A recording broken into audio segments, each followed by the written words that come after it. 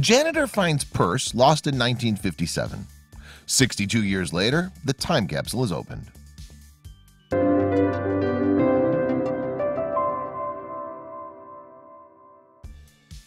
What exactly did life in 1957 look like?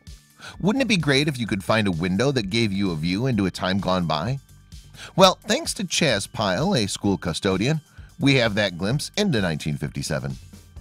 Students and staff from the North Canton Middle School in Ohio got exactly that chance when Chaz Pyle, the school custodian, made an extraordinary discovery while fixing trim between the school's lockers and the walls.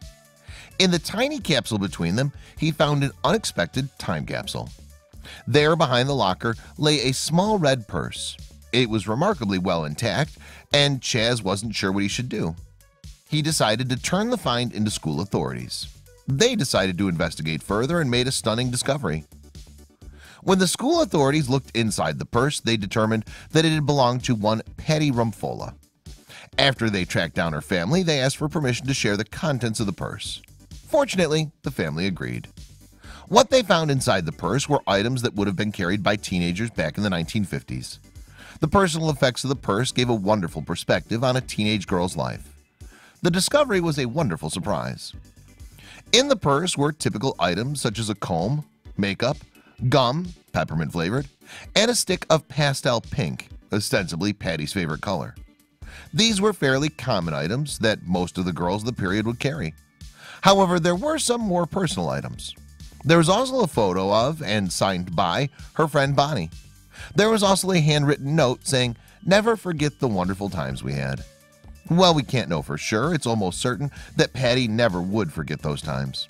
However, there was even more to discover. Patty's purse also contained numerous ticket stubs, library cards, and photos. 2 scraps of paper also illustrated her love of drawing. There was even a card to certify that she was a member of the American Junior Red Cross during high school.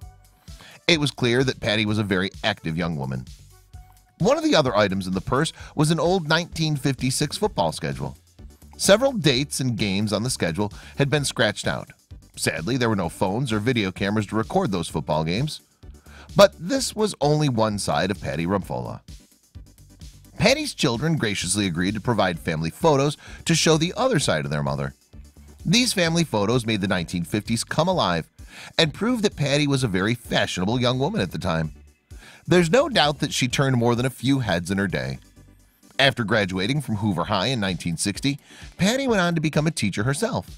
She got married in 1980 and had 5 children with her husband, John G. Michelle. She would also go on to have several grandchildren. However, the small change in her purse would go on to be one of the most important items. In the purse was a total of 26 cents. This might not be much, but each sentimental value is higher than imaginable.